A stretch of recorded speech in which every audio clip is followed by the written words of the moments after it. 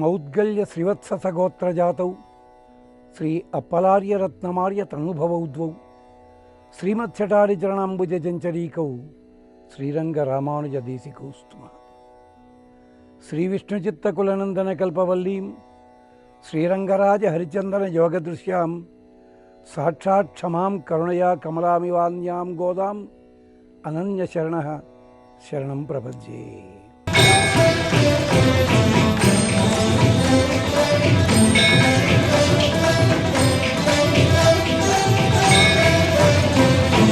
దీన్ని ఇంకో వ్యాఖ్యాత చమత్కరించారు. ఏనుగుని కట్టాలంటే సంకెళ్ళు కావాలయ్యా. ఏనుగుల మించిన ఏనుగు లాంటివాడు రంగనాథునికి ఏనుగనే పేరుంది. ఒక ఆళ్వార్లు అంటారు, ఎన్ ఆనాయి వంద్, నా ముద్దుటేనుగా రావయ్యా అన్నారు. అలాంటి ఏనుగుని పూలమాలతో కట్టింది కదా మా తల్లి అని అంటారు. అలాగా అప్పటి నుంచి అమ్మవారి పేరు చూడి కొడుత నాచ్యార్. సంస్కృతంలో ఆ ముక్త మాల్యద అంటే మాలను విడిచిపెట్టి ఇచ్చింది. ఇలాగ ఆ అంటే ఆ సమంతాతు తాను పూర్తిగా అనుభవించి అది తీసి స్వామికి ఇచ్చింది. ఇప్పటికీ ఆ క్షేత్రాలలో ఇవాళ గోదామ్మవారికి అలంకరించిన పూలమాల మర్నాడు రంగనాథునికి సమర్పించడం ఇక్కడ ఆచారం. ఇది అలాగే అప్పుడన్నారు, ఆండాళ్ నన్ను రక్షించడానికి అవతరించిన మహాతల్లివమ్మ అన్నారు పెరియాళ్ళు వార్లు. ఇది కళ్యాణానికి ముందున్న పూర్వరంగం అన్నమాట. ఒక క్షణం. గోదామ్మవారు స్వామికి అంకితమైన భావనతోటి తనను తాను గోపికగా భావించుకుని తన చెలికెత్తలు చుట్టుపక్కల వాళ్ళంతా కూడా తోటి గోపికలుగా భావించుకుని వటపత్రశాయిని రంగనాథుడిగా లేదు, వటపత్రశాయిని అలనాటి కృష్ణునిగా, శ్రీవిల్లిపుత్తూరులో ఉన్న స్వామి లేదు శ్రీరంగక్షేత్రంలో రంగనాథుడు, ఈ భావనతో తిరుప్పావై పాసురాలని గానం చేసింది. తిరుప్పావై అంటాం. అంటే పావై అంటే మంచి పాట. తిరుప్పావై అమ్మవారు పాడిన పాట. ఇక్కడ పెళ్లి మండపంలో ఉన్నాం కనుక పెళ్లి కొడుకు మీద కూడా చమత్కారాలు వేసుకోవచ్చు కదా మనం, తప్పేం లేదు. నాన్న పాడిన పాటకి పేరేమిటో తెలుసునా? భగవద్గీత. భగవంతుడు పాడిన పాట. ఇది శ్రీగీత. అవి 700 శ్లోకాలు, ఇది 30 పాసురాలే. కాస్త సంస్కృతం వస్తే అది బాగా తెలుసు అనుకుంటాం మనం, వచ్చినా తెలియదు అనుకుంటాం. ఇక్కడ 30 పాసురాల్లో ఏమిటయ్యా తేడా? సరదాగా అంటున్నాం చెలోక్తి. ఏమిటో తెలుసునా? 700 శ్లోకాల భగవద్గీత కాగానే 18 రోజుల లోపల 18 సైన్యాల అక్షోణులు సర్వనాశనం అయిపోయాయి. ఎవరినో మంచి మంత్రం చెప్తే 10 మంది బాగుపడాలి కదండి అన్నాడు ఒక ఆయన.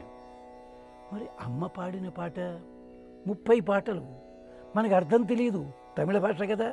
చంటి పిల్లవాడు నిద్రపోకపోతే హాయి అంటుంది తల్లి. దాంట్లో అక్షరాలు ఉన్నాయండి ధ్వనికి. అంటే అమ్మవారు పాడిన పాట వింటే చాలు లోకాలు బాగుపడ్డాయి అన్నాడు ఒక ఆయన. ఇంకో తమాషా, చేత పెళ్లి కొడుకుతోటే పరాచికాలు ఆడాలి మనం. ఆయనట అన్నిటా నేనే గొప్ప, నేనే చాలా గొప్పవాడిని, నన్ను మించిన వాడు లేడు, ఓ అధ్యాయం అంతా తన గొప్ప చెప్పుకున్నాడు. 30 పాసురాలలో అమ్మ ఎక్కడైనా నేనింత గొప్పదాన్ని, నేనుదంతా చేశాను చెప్పిందా? చెప్పలేదే. అందుకని గోదావరి రంగనాథుల కళ్యాణం మనకు ఒక నమ్మకం ఇస్తుందట, ధైర్యం ఇస్తుందట. ఎందుకు? నువ్వు నేను చెప్పిన పని చేయి నాన్న, అయ్యవారు నేను అనుగ్రహిస్తారు బాబు, తేలిక పద్ధతి ఉంది అంటూ చెప్పిందట గోదామ్మవారు. గోదా కళ్యాణానికి 2 పాసురములు జీవనాడి వంటివి. ఒకటేమో 2వ పాసురము వయ్యత్తు వాళ్వీర్గాళ్ అన్నది. అలాగే మరొక చోట చిట్టచివరి పాసురంలో ఉనక్కే నామాల్ చేయవోం ఎత్తైక్కుం 7 పిరవెక్కుం ఉనక్కే నామాల్ చేయవోం. ఈ 2 గోదా కళ్యాణానికి జీవనాడి వంటివి. ఎలాగో తెలుసా? కళ్యాణం అనగానే కేవలం ఆనందానుభవానికి కాదు, భగవత్ సేవకి అని శాస్త్రం ఉన్నది. భార్యాభర్తల సమాగమం కూడా, దాని పేరు దివ్య స్నానము ఉంటుంది యజుర్వేదం. భగవంతుడితోటి కలిశామంటేనే స్నానం అన్నారు. భీష్ముడు అన్నాడు, తాత మాట్లాడుతూ కాస్త ఏదో కొంచెం పరధ్యాసలోకో కొనికపాటులోకి వెళ్ళావు, ఏమైంది అన్నాడు ధర్మరాజు. లేదయ్యా, స్నానం చేసి వచ్చానన్నట్ట. స్నానం చేసి రావడం ఏంటి, ఇక్కడే ఉన్నావు కదా. లేదు, అద్య బ్రహ్మ ప్రవిష్టోస్మి, పరమాత్మయందు లీనమయ్యాను ఒక్కసారిగా నేను. ఎలాగట, గ్రీష్మే శీతమివ హ్రదం, వేసవి కాలంలో చల్లటి మడుగులో కడుగు పెట్టిన వాడికి ఎంత ఆనందం కలుగుతుందో, నీతోటి మాట్లాడుతూ మాట్లాడుతూ ఒక్కసారి కృష్ణస్వామి వంకకి చూచి ఆయన కన్నుల వంకకి చూస్తూ ఒక్కసారి కళ్ళు మూసుకుంటే అంత సుఖం కలిగింది. ఇది స్నానము, దివ్య స్నానము. అంతేకాదు, భార్యాభర్తల సమాగమము కూడా ఒక యజ్ఞము అన్నారు ఉపనిషత్తులో. అన్నమాచార్యుల వారు అదే మాట చెప్పారు. కలికి చేసెను కామయాగము అన్నారు. అక్కడ చూడండి. అలాగే గోదామవారి కళ్యాణంలో మనకి ప్రధానంగా కలిసి ఈ రెండు అయితే, ఉనక్కే నామాల్ చేయవోం నీకున్ కైంకర్యంబు సేయంగోరి వివాహమంగళ ప్రశస్తంబైన సందేశంబు పుత్తించే అంటారు. సరే, అది గోదా కళ్యాణానికి. ఇప్పుడు మళ్ళీ పెళ్లి పందిట్లో ఉన్నాం. అడిగారు అవల్లో, అమ్మాయి ప్రత్యేకత ఏమిటయ్యా, అబ్బాయి ప్రత్యేకత ఏమిటి అని అడిగారు. ఇది కూడా మనం చెప్పుకోవాలి కదా. ఎందుకని, తగులంగట్టిన బ్రహ్మ నేర్పరి కదా అనిపించాలి కళ్యాణం అంటేను. అంటే ముందు మగపెళ్లివాడు చెప్పారట రంగనాథుడి గురించి. అబో, ఆయన లక్షణాలు ఎన్ని చెప్పాలండి. వశీ వదాన్య గుణవాన్ రుజు శుచి మృదు దయాళు స్థిర సమ కృతి కృతజ్ఞ స్వభావత. ఆయన పుట్టుకతోటే స్వభావంతో ఇవన్నీ ఉన్నాయి. వశీ, సకల ప్రపంచాన్ని వశంలో ఎట్టే పెట్టుకుంటాడు. వదాన్య, ఔదార్యంలో ఆయన్ని మించిన వారు లేరయ్యా ఎవళ్ళు. కొంచెం అడిగితే కొండలంత వరములు గుప్పెడివాడు ఆయన. వశీ వదాన్య. గుణవాన్, గుణవాన్ అంటే మరి ఇవన్నీ గుణాలే కదండి. కాదు, గుణవాన్ అంటే అర్థం ఏమిటంటే పెద్దవాళ్లతోటి చిన్నవాళ్లతోటి కలసి మెలసిపోగలగడం అన్నమాట. అంటే మహతో మందై సహ నీరంధ్రేణ సంశ్లేష, చిన్నలతోటి పెద్దలతోటి ప్రేమగా కలిసిపోయే లక్షణం కలిగిన వాడు గుణవాన్. వీర్యవాన్, వీర్యవాన్ అంటే అర్థం తాను దెబ్బ తినకూడదు, తనలో ఆకారంలో మార్పు రాకూడదు, శత్రువుని మాత్రం కకావికలు చెయ్యాలి, దాని పేరు వీర్యత్వం. అంతేగాని తాను 4 దెబ్బలు తిని ఎటివాడిని 2 కొట్టి జయించాలంటే కుదరదుట. తాను అసలు దెబ్బ తిన్నా కూడా అదంతా ఇలా దులిపేసుకునేంతటి శక్తి తనకుండాలట. వీర్యవాన్ అంటే ఒక ఔషధము. వీర్యవత్తరం అంటే అర్థం ఏమిటంటే తాను శరీరంలోకి ప్రవేశిస్తే తాను మారదు, శత్రుత్వం ఉన్న ఆ దోషాన్ని తొలగిస్తుంది. వీర్యవాన్ అంటారు అక్కడ. అంటే వశీ వదాన్య గుణవాన్ రుజు అంటే ఋతు ప్రవర్తన.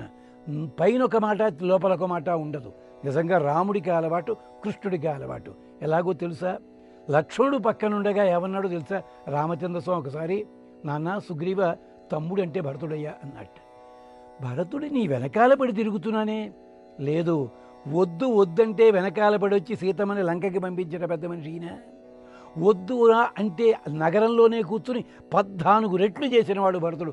ఎవరయ్యా తమ్ముడు అన్నాడు బాబు. అంటే లోపల ఒక మాట పైన ఒక మాట లేదు. కృష్ణ పరమాత్మ కూడా అంతే. ద్రౌపది రాయబారం జరగదు, జరిగిందనుకో ప్రమాదం ఏం లేదు. భీమసేనుడు చేసిన ప్రతిజ్ఞని ఘటోద్గడు తీరుస్తాడు, అర్జునుడు చేసిన ప్రతిజ్ఞని ఈయన తీరుస్తాడు అభిమన్యుడు. ఎలాగా, తండ్రి చేసిన కొడుకు తీరుస్తాడు కదా అన్నాడు ఆయన. రాయబారం జరుగుతుంది అన్నప్పుడు ఇంత రుజు శుచి. శుచి అంటే లక్ష్మీదేవికి పేరు, లక్ష్మి కలిగినవాడు కదా శుచి. అంతేకాదు, ఇలా చెప్తూ రంగనాథుడు ఎంత చెప్పాలండి, ఒక్కటే చెప్పుకుందాం. కృతజ్ఞ. మనం కొబ్బరికాయ కొట్టి ఎన్ని కొబ్బరికాయలు కొట్టే ఏం చేశామంటావు ఆయన్ని పట్టుకుని. ఆయన కృతం జానాతి. కృతజ్ఞ అంటే ఎంత గొప్పదో తెలుసునా. అంగదుడికి సన్మానం చేసి పట్టాభిషేకంలో కానుకలన్నీ ఇచ్చాడు. మళ్ళీ వెనక్కి పిలిచి భుజాలకు పెట్టుకునే దండకడియాలు ఇచ్చాడట. అంగదాయ అంగదే దదవు. ఎందుకండి, 6 నెలలు 8 నెలల కిందట వాలిని చంపినప్పుడు వాలి పరిచయం చేస్తూ అంగదం కనకాంగదం అన్నట్ట. మా అంగదుడు బంగారు భూషణములు కలిగిన అంగదుడు, కానీ అప్పుడు ఒంటి మీద భూషణాలు లేవు. అది గుర్తు పెట్టుకుని రామచంద్రస్వామి, అయ్యో వాలి మరణించే ముందు ఈ కోరిక కోరాడా, అబ్బాయికి ఇది ఇద్దాం, కృతజ్ఞ అందుకని ఇచ్చాడు ఆయన. అంటే ఆడపిల్లవాళ్ళు అన్నారు, ఏమయ్యా మీ పిల్లవాడు గొప్ప కావచ్చు, మీ పిల్లవాడు వైకుంఠంచి దిగొచ్చి గొప్పవాడయ్యాడు, కానీ మా అమ్మాయి ఇక్కడే పుట్టి పెరిగింది గోదా. గోదా అంటే ఏమిటో తెలుసునా, గో అంటే బాణము, బాణమును ప్రకాశింపజేయునది. అదేమిటి, ఎక్కడ యుద్ధం చేసింది ఈవిడ, అది కాదండి. బాణం అంటే మనకు ఉపనిషత్తు చెప్పింది, ప్రణవమే ధనుస్సు, హృదయమే బాణము అని చెప్పింది. ప్రణవోక్షయం ధనుహు శరోహి ఆత్మ. ఈ జీవుడి ఆత్మ బాణము వంటిది. ఇది ఓంకారముతో జోడించినప్పుడే లక్ష్యాన్ని భేదించగలం. అంచేత మీ రంగనాథుడి గొప్పతనం తెలవాలంటే ఇక్కడ ఈ ఆత్మ ఉండాలి కదా. అంచేత గోదా మన ఆత్మలన్నిటినీ కూడా పునీతము చేయునది. గోదా అంటే గో అంటే పశు సంపద విస్తరించేది. అమ్మవారు అడుగుపెట్టిన చోట పశు సంపదకి ఏం లోటండి. ఆవిడ కామధేనువు తోబుట్టువు కదా. వీళ్ళంతా సముద్రంలోంచే పుట్టారు. అలాగట ఆప్యాయ ధ్వమగ్నియ దేవభాగం ఊర్జస్వతి పయస్వతి అనమీవ. ఓ పశువో గోవో బాగా పచ్చగడ్డి తిను. ఈ సంపద మా కోసం కాదు, దేవభాగం మేము దేవతలకి ఇస్తామయ్యా. ఇచ్చి ప్రసాదం మిగిలితే ఇంట్లో పిల్లలకి ముసలివాళ్ళకి ఇచ్చి మిగిలిన మేము తీసుకుంటాము. వేదం చెప్పింది. అలాంటి పశు సంపద ఇచ్చింది ఆవిడ. గో అంటే వాక్కు. అమ్మవారి అనుగ్రహం లభిస్తే మనకి వాక్ అద్భుతంగా వస్తుంది. చెప్పుకున్నాం కదా, లక్ష్మీ ఆరాధన చేసేటప్పుడు కూడా దక్షిణాదిని ఈ సాంప్రదాయం ఉంది. అంటే అక్షరాభ్యాసం చేసేటప్పుడు సరస్వతిని వినాయకుడిని వీళ్ళని పూజించే ముందు లక్ష్మీ ఆరాధన చేస్తారు. ఇప్పటికీ కర్ణాటక అలాగే తమిళనాడు ప్రాంతాల్లో కూడా. అలా గో అంటే వాక్కు. హనుమంతుడికే మాట నేర్పిందయ్యా అమ్మవారు, కృష్ణ పరమాత్మకే మాట నేర్పింది అమ్మవారు. అలాగట గోదా. అంతేనా? గో అంటే వజ్రము అంటారు. గోదా శబ్దానికి ఇన్ని అర్థాలు ఉన్నాయండి. ఉపనిషత్తు చెప్పింది. వజ్రం ఎలాంటిది? సత్సంకల్ప శక్తి. నిర్ణయించుకుంటే మంచిని చేసి తీరాలి, చెడు కాదు, మంచిని చేసి తీరాలి, దృఢమైన సంకల్ప శక్తి ఇస్తుంది. అలాగే గోదా దిక్కు లేని వారికి దిక్కు చూపించేది. గో అన్నా దిక్కే. గోభిరంచితై మనకి భాగవతంలో వస్తుంది. దిక్కులన్నీ ప్రకాశించాయి. దిక్కుతోచవాడికి ఏమిటండి? ఒకసారి మన దేవతలంతా కూడా యజ్ఞం చేద్దాం అనుకున్నట్ట. వాళ్ళు ఎక్కడ యజ్ఞం చేస్తారు చెప్పండి? వాళ్ళు కళ్ళు మూస్తారా? వాళ్ళు మూయరు కదా. మహర్షులను అడిగారట, యజ్ఞం చేద్దామన్నారు. చేద్దామనేసరికి రాక్షసమాయ వల్ల తూర్పు పడమర ఉత్తరం దక్షిణం తెలియకుండా పోయింట. దిక్కు తోచకుండా పోయింది. మరి తూర్పెటో తెలిస్తే తప్ప కార్యక్రమం ప్రారంభించడం లేదు. ఇలా తలబట్టుకున్నారు అందరూ. తెలియటం లేదు, ఇక్కడ అంతా వద్ద చీకటి. అలాంటి సందర్భంలో అమ్మవారు ప్రత్యక్షమైందట. ప్రత్యక్షమయ్యి ఈ దిక్కు తూర్పునైనా. అందుకని అమ్మవారికి లక్ష్మీ అష్టోత్తరంలో ఒక పేరుంది, అదితి. ఆయన ఆదిత్యుడు కదా, అదితి. ఓం అదిత్యై నమః. దిక్కు తోచని వాళ్ళకి. అలాగే ఇంకో సందర్భంలో ఏమైందో తెలుసా? వీడు యజ్ఞం మొదలుపెట్టగానే రాక్షసులు వచ్చి పాడు చేస్తున్నారు. వీడు చోటు మార్చారు, మళ్ళీ రాక్షసులు వచ్చారు. అడవి అంతా తిరిగిన తరువాత ఒక చోటుకు వస్తే రాక్షసులు దగ్గరగా వచ్చారు తప్ప లోపలికి రావటం లేట. యజ్ఞం పూర్తయిపోయింది. అప్పుడు వచ్చారు లోపలికి వాళ్ళు. అప్పుడు భృగు మహర్షిని అడిగారు, ఏమయ్యా ఎలా సాధ్యపడింది? ఒక్కసారి చుట్టూ చెట్లని చూడండి అన్నట్ట. బిల్వ వృక్షాలు ఉన్నాయి చుట్టుపక్కల. అంటే బిల్వ వృక్షములంటే అమ్మవారి స్వరూపమే. అందుకని అమ్మవారు ఏం చేసింది? చదువుకుంటున్న పిల్లవాడిని చదువుకోనిస్తూ, చదువుకోకుండా అల్లరి చేసి సెలవుల్లో తిరిగే పిల్లవాడిని కాసేపు ఉండు నాన్న అని తన దగ్గర అట్టే పెట్టుకున్నట్టుగా అమ్మవారు రాక్షసుల్ని ఆపింది. యజ్ఞం పూర్తి కాగానే ప్రసాదం టైంకి రాక్షసుల్ని వదిలిపెట్టింది. ఇలాగా గోదా దిక్కుని చూపేది, మనకి దిక్కు తెలిపేది గోదా. ఇలాగా గోదా అంటే భూమి, గోదా అంటే సూర్యకాంతి, గోదా అంటే నీరు. ఇవన్నీ ఇచ్చున్నది గోదా. ఇది అమ్మవారి వైభవం. రంగనాథుడికి అన్ని విశేషాలుంటే మా గోదామ్మవారికి ఉన్నాయి. కానీ ఒక్క మాట చెప్పాలి, స్వామి కంటే అమ్మవారే కొంచెం ముందుందయ్యా అన్నారు. ఒకసారి రామచంద్ర స్వామి అడిగారు, ఎవరూ నన్ను దర్శించడానికి రావటం లేదేమిటి? గుమ్మంలోంచి ఎటైపోతున్నారు అన్నట్ట. అంటే అమ్మవారు చెప్పింది, హనుమంతుడిని కూర్చోబెట్టారు, అంచేత ఎవరూ లోపల రానివ్వటం లేదు. ఎవడు ఏ సంపద ఏ కోరికతో వచ్చినా హనుమంతుడు ఇచ్చేస్తున్నాడు. మీ దగ్గరికి మాత్రం వచ్చేది ఒక్కడే, మోక్షం అడిగేవాడు వస్తాడన్నట్ట. త్యాగరాజస్వామి అన్నారు, వాకిటి హనుమంతుడు ఉన్నాడని ఉపచారములు చేకొనవయ్య ఉరగరాజసేన. మనం కూడా అదే బాపతు రంగనాథుడి దాకా మనం వెళ్ళాం, గోదామ్మవారి దగ్గరే ఆగిపోతాం. ఎంచేత గోదామ్మవారు తన పూలమాలతో రంగనాథుడిని కట్టి పడవేసింది గనక. అందుకని గోదా వైభవంలో రంగనాథుడి కంటే కొంచెం పై స్థాయిలో ఉందంటారు. దీన్నే ఒక మహానుభావులు అంటారు, రామస్య గోష్ఠి లఘూకృత. రామచంద్రస్వామికి ఒక సమావేశ మందిరం ఉందిట, సీతమ్మ వారికి సమావేశ మందిరం ఉందిట. రాముడి సమావేశ మందిరంలో ఎవ్వళ్ళు మిగలటం లేట పాపం, హనుమంతుడు తప్ప. కానీ సీతమ్మ సమావేశ మందిరంలో బోళ్ళంతమంది వచ్చేస్తున్నట్ట పాపం. ఎందుకంటే రాముడేమో ఎవడైనా శరణాగతి అంటే మంచివాడు అవునా కాదా పరీక్షించి మరీ లోపలికి రమ్మంటాట. సీతమ్మ అంటుందట, పాపానాం వా శుభానాం వా కార్యం కరుణమార్యేణ. ఆ రాక్షస స్త్రీలంతా కూడా రావణాసుడు బతికున్నాడు కనుక నన్ను హింస పెట్టమన్నారు కనుక పెట్టారు. ఇప్పుడు విభీషణుడు రాదు, నమస్కారం పెట్టమని నమస్కారం పెడతారు. ఏం పోయింది, ఊరుకో హనుమాన్ తిట పాపం. అంటే తప్పులు క్షమించగలిగేది తల్లి, పరీక్షించి శిక్షించి దగ్గరికి దిగుతే తండ్రి అంటారు. అంచేత ఇద్దరూ ఉండడం మనకి శ్రేయస్కరమే, అమ్మవారితో కూడిన స్వామి. అందుకనే మనం ప్రత్యేకించి కళ్యాణ వైభవాన్ని చెప్పుకునేటప్పుడు అమ్మవారినే ముందు చెప్పుకుంటాం.